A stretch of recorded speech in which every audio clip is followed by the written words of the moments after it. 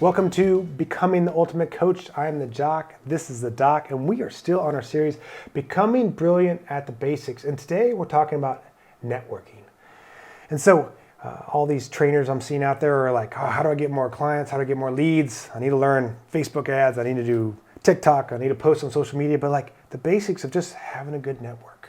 So having these people that you can refer clients to, and guess what? They can refer back to you. It's a great way to get more clients and also just prefer to provide a optimal service for your clients. And so we talk a lot about being the guide. And in the sense of being someone's fitness guide is you're not going to be the person who does everything. They might need a massage therapist, they might need a chiropractor, they might need a doctor, they might need all these different things. And if we can work on that network, that's a basic principle that will just help us in all aspects of what we're trying to do. And I love that concept of networking, again, because some people worry so much about sales or just beating the bushes for clients or things like that, and what a natural way to do it. One of the things, though, that I'll always talk about, though, is also, though, think about network as part of your reputation. Mm-hmm. So it's not just whoever will hustle you the most clients, yep. But really think about, do you know enough about their services? Do you know enough about people that have used them before? Have you talked with them, used them? So make sure that you do a little bit of fact checking.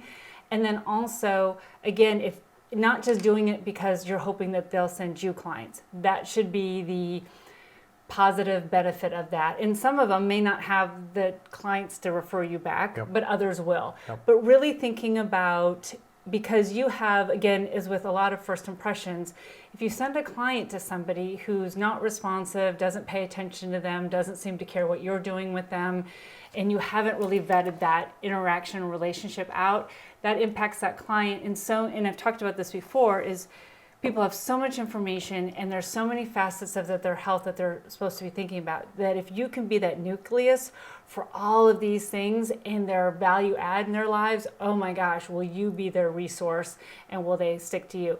If you send them somewhere and it's more work for them or it's a negative interaction, which you can't control all of that, yep. But we can certainly do our vetting the best that we can. Yeah, and so the way that I have started this is like, I'll get clients in, if they're working with a physical therapist, or if they're working with a chiropractor, if they have a massage therapist, like I'm like, hey, can I reach out to them, start a conversation? And it's a way that I can, one, get insight on what's going on. So say they're working with a physical therapist, I always defer to like whatever they're doing. And exactly. I'm like, hey, what does this person need to do more of? What do we need to stay away from? And PT's like that. It's not me coming in ego of like, oh, I know how to rehab a knee or something like that. No, it's you're in charge. I'm here to support you. And then when that PT has someone that's looking for a personal trainer, they're like, hey, Scott's good. I know he'll take care of you. I know we can work together. So it one, creates a better experience for the client because we're working together instead of just in our silos, which could be conflicting. And two, it's a way to build that relationship, building that network. So maybe that PT did a good job with that client and they're really good with knee, and I'm struggling with someone else with a knee, I can refer to that person. Or, like I talked about earlier, they have someone they're working with that's looking for a personal trainer and they can refer back. So it's just a good relationship. And I'm playing that game with all, whether it's, someone has a good therapist. Someone comes in with an eating disorder and they're like, yeah, I have a therapist that's taking care of that. I'm like, that's great. I'm glad that you have someone that, because that's not what I do. Do you mind if I reach out to them and can you consent that we can talk, and so that we can be on the same page and we can work together? And the clients love seeing that as well.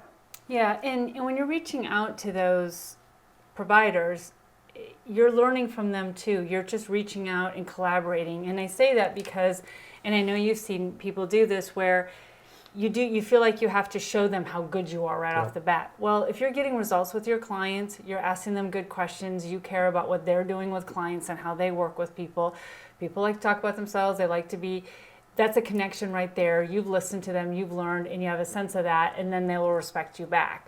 But trying to show them how much you know is typically not the best way to create that relationship. Your work, how you work with the clients, will do that. The other thing too, and I'd like to hear your perspective on this, is there may be a physical therapist that a lot of your clients work well with, but for some it's not a good match. Yep. So it's okay, right, to have another physical therapist that you're collaborating with, or two chiropractors or things like that. How do you negotiate that? Yeah, so to me it's figuring out their technique. I have a male massage therapist that does more deep tissue. And so there's a couple things there, right? He has a place you have to go to. It's a male. Some females aren't going to want that. And he does deep tissue. So, and then I also have a female massage therapist I refer people to that she'll go to your house. So there's just several things there of like just talking to the person of like, do you want to go somewhere or do you want someone to go to your house? Exactly. Do you want a male? Do you want a female? Do you want someone doing deep tissue work or do you want someone doing more of just kind of a light, Relax. whatever it is? Yeah. And so kind of understanding that. The same thing with like when someone's having like low back pain and the things we're doing, it's just not getting any better. I'm like, like I have someone does this pimp. It does a little electromagnetic therapy kind of deal. Sounds weird. I don't do a good job explaining it. I'm like, just go and try it. So I have someone that does chiropractic work. I have PT. So sometimes I bring up a few different options to see which one. Because right away they're like, oh no, I've heard of someone that went to a chiropractor and then they got paralyzed kind of deal. I'm like, do you actually know anybody that's done that? Yeah. Which is always no. But still, it's just like Yeah. I'm not gonna push someone towards something that they're already kind of hesitant because I have so many different options. So some of it's just bringing it up and just seeing what their sense is about that. Absolutely. Yeah. No, I love that. The other one is sometimes I need to go out and try them. Now, if it's a female hormonal doctor, it's not something I can go out and try and just give my experience on, but it's something that I can be like, hey, here's a doc, they seem good, I don't know much about them.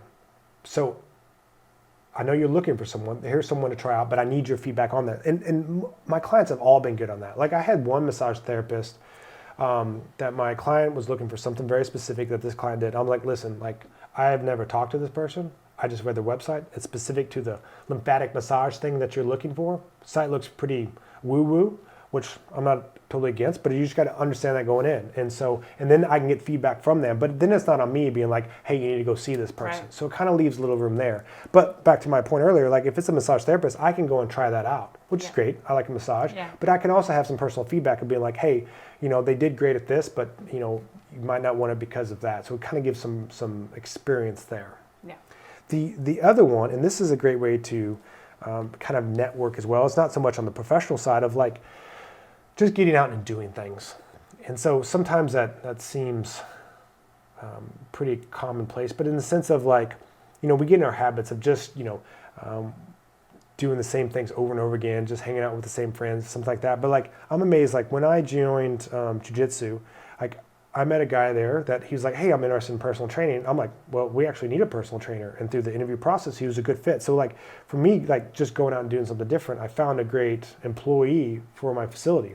I was at a weekend workshop where we were doing some shooting stuff. And over lunch, I was talking to one of the guys about the different stuff we do in the weight loss behavior coach. And he's like, man, that sounds amazing. And he lives 3 hours away, but he's like, no one in my area does that. Can we set up a call? So some of this like networking and relationships, building that is just getting out there and trying new things, letting people know what you do without kind of pushing that on them. Yeah, and that's such a good point. And I also think in talking to people, they assume that networking is for like big salespeople or certain, or a networking event where we're like speed dating kind of thing. Exactly, or pharmaceutical sales or just whatever it is. But, even like a successful franchise that has retail stores kind of in the fitness space related, that's one of their cornerstones. Even though they have a retail space, they're a very successful company, people come into their space to buy things.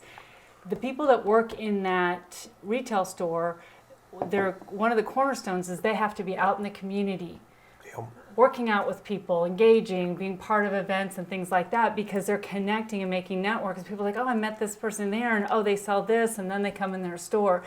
So it's not just this big outward sales type of thing. It's just about building a brand, a relationship, a reputation, all of those types of things, and it just goes a really long way for that connection, as you pointed out. The one thing that's tough about this is it's more the long play.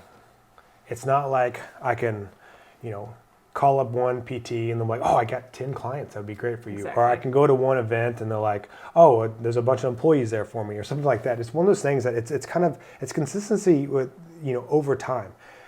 Like it's how you handle yourself. Like if I was a real jerk at the jiu-jitsu place, like no one's going to want to talk to me and I'm never going to find that person. Yeah. It's one of those things of like, you're constantly reaching out to these people, not for the sole purpose of getting more clients. It's really the primary is to be a good overall fitness coach for your person. But all these secondary benefits of like over time of like they hear your name and it lines up with someone that wants you, and then they kind of reach out for that. And I've seen that over the 17 years I've been here. It's amazing how like a connection from a friend of a friend that I talked to 10 years ago that sent someone, it's just amazing how that kind of works out. And like, I don't even remember having the conversation. So really, to wrap up this one with the network and the relations of like reaching out to the people that your trainers are working with, seeing the other fitness professionals that you know that your clients will need and building relationships with that, being out in the community just to meeting people and let them know what you are. Again, it's becoming brilliant at the basics, like social media ads and posting on whatever. It can be important, but like the basics of doing this is really going to pay off beneficial for you on becoming the ultimate coach. So until next time.